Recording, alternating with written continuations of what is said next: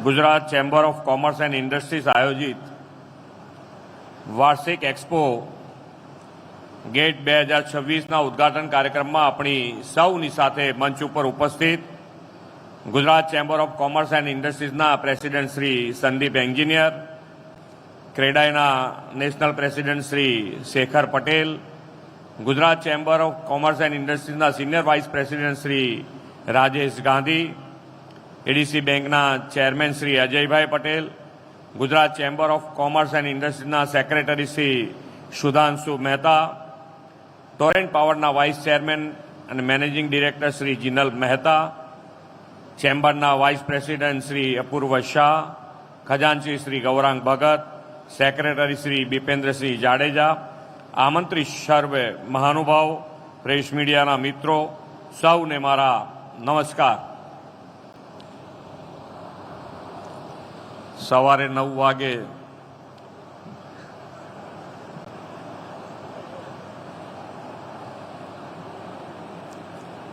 પણ એક વસ્તુનો અહીંયા આવ્યા પછી મને આનંદ થયો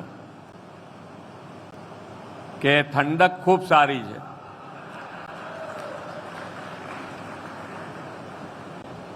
એટલે હું એ દ્રષ્ટિથી જોઈ રહ્યો છું કે ઇન્ડસ્ટ્રીઝમાં આટલી ઠંડક હોય ને તો ગુજરાતમાં એમને ઠંડક રહેશે. જે વૈશ્વિક પરિસ્થિતિ છે એ પરિસ્થિતિમાં આપણે બધા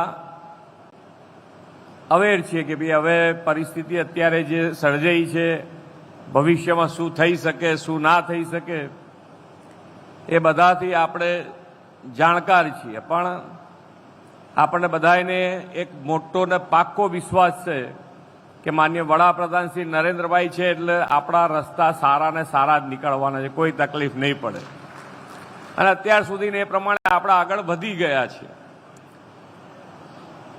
વિશ્વ નેતા અને યશસ્વી વડાપ્રધાન શ્રી નરેન્દ્રભાઈ મોદીના નેતૃત્વમાં આપણે ખૂબ જ ઝડપથી વિશ્વની ત્રીજી મોટી આર્થિક વ્યવસ્થા બનવા તરફ આગળ વધી રહ્યા છીએ. વડાપ્રધાન શ્રી મોદી સાહેબે અવારનવાર કહ્યું છે કે વેપાર ઉદ્યોગ તો ગુજરાતીઓના જીન્સમાં વણાયેલો છે. તેમણે વેપાર ઉદ્યોગની આ કુનેહને વિશ્વભરમાં વિસ્તારવાના અનેક આયામો સફળતાપૂર્વક પાર પાડ્યા છે. વડાપ્રધાનશ્રીના માર્ગદર્શનમાં ગુજરાત આજે trade and traditional, commerce and culture, industries and એન્ટરપ્રિન્યોર્સની ત્રિવેણી રોલ મોડલ બન્યું છે. ઉદ્યોગના ઉત્સાહને વેગ આપતા ગુજરાત વિઝન ગ્લોબલ એમ્બિશનની થીમ સાથે ચેમ્બર ઓફ કોમર્સે ગેટ 2026 એક્સપોના આયોજન માટે ખૂબ ખૂબ અભિનંદન પાઠવું છું. ગુજરાતના ઉદ્યોગને નવી દિશા મળે, રાજ્યમાં આંતરરાષ્ટ્રીય કંપનીઓ પોતાનો કારોબાર શરૂ કરે અને ગુજરાતની ક્ષમતા દેશ દુનિયા જાણે તે માટે વડાપ્રધાનશ્રીએ વાયબ્રન્ટ ગુજરાત સમિટ શરૂ કરાવી. આ સમિટના આયોજનથી લઈને એક્ઝિક્યુશનમાં ચેમ્બર સરકારની સાથે રહી છે. ઉદ્યોગ જગતને રાજ્ય સરકારની નીતિઓ વિશે જાગૃત કરવા માટે, બજેટ વિશે માહિતગાર કરવા માટે ચેમ્બર ઓફ કોમર્સ અવારનવાર પરિસંવાદોનું આયોજન કરે છે.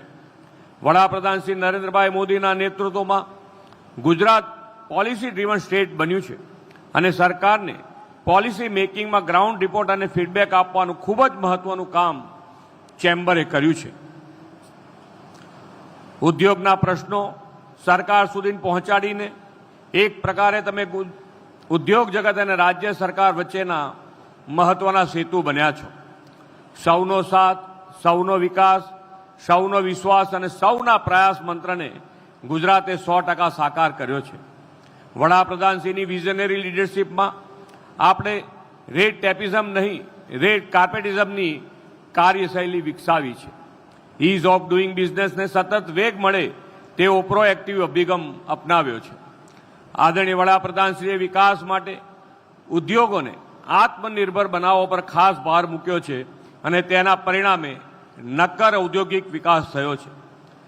તેમના આ અભિગમના કારણે મેક ઇન ઇન્ડિયા અભિયાનથી મેન્યુફેક્ચરિંગ સેક્ટરને નવી ઉર્જા મળી છે. પહેલા આખી દુનિયા ભારતને એક ગ્લોબલ માર્કેટ તરીકે જોતું હતું, આજે એ જ ભારતને એક મોટા મેન્યુફેક્ચરિંગ હબ તરીકે જોઈ રહી છે. આપ સૌનું પણ એમાં મહત્વનું પ્રદાન છે. Automobile, mobile manufacturing, medical equipment, રમકડા જેવા ક્ષેત્રમાં ભારત ગ્લોબલની લીડ લઈ રહ્યું છે. હવે green growth, renewable energy, EV, manufacturing, AI જેવા ઇમર્જિંગ સેક્ટરમાં પણ ગુજરાત અગ્રેસર બનવા તરફ આગળ વધ્યું છે. આવનાર દિવસમાં ભારત સેમિકન્ડક્ટર ક્ષેત્રમાં હબ બનવા તરફ આગળ વધી રહ્યું છે. તાજેતરમાં જ વડાપ્રધાન શ્રી મોદી સાહેબના હસ્તે સાણંદમાં 2 સેમિકન્ડક્ટર પ્લાન્ટના લોકાર્પણ થયા છે. આ પ્લાન્ટ શરૂ થતાં હવે ગ્લોબલ સેમિકન્ડક્ટર સપ્લાય ચેનનો મહત્વનો હિસ્સો બનવાના છે. ગુજરાત દેશના જીડીપીમાં 8.3%નો ફાળો, ઔદ્યોગિક આઉટપુટમાં 18%નો ફાળો અને કુલ એક્સપોર્ટમાં 31%ના ફાળા સાથે આજે ગુજરાત અગ્રેસર છે. છેલ્લા દાયકામાં આપણે 12% CAGR હાંસલ કર્યો છે, તે પણ રાષ્ટ્રીય સરેરાશ કરતાં વધુ છે અને વિકસિત ગુજરાત 2047 દિશામાં સુચારુ રીતે આગળ વધી રહ્યું છે.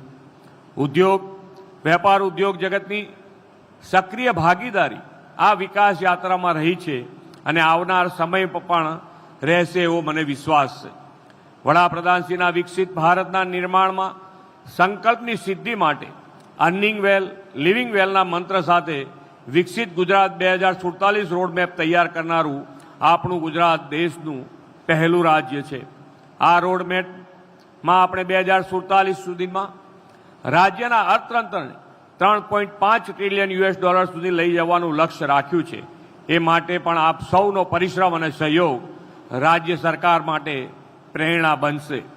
વિકસિત ભારત 2047ના સંકલ્પને સાકાર કરીને ગુજરાતની ક્ષમતાને વિશ્વ સ્તરે વિકસાવવામાં GCCIના ટ્રેડ એક્સપોની આ બીજી કડી પણ પહેલી કડી કરતાં પણ વધુ સફળ નીવડે એવી શુભકામનાઓ સાથે વિરમું છું. ભારત માતા કી જય. વંદે માતરમ. જય જય ગરવી ગુજરાત. આપના બહુમૂલ્ય માર્ગદર્શન માટે માનનીય મુખ્યમંત્રી શ્રી આપનો ખૂબ ખૂબ આભાર.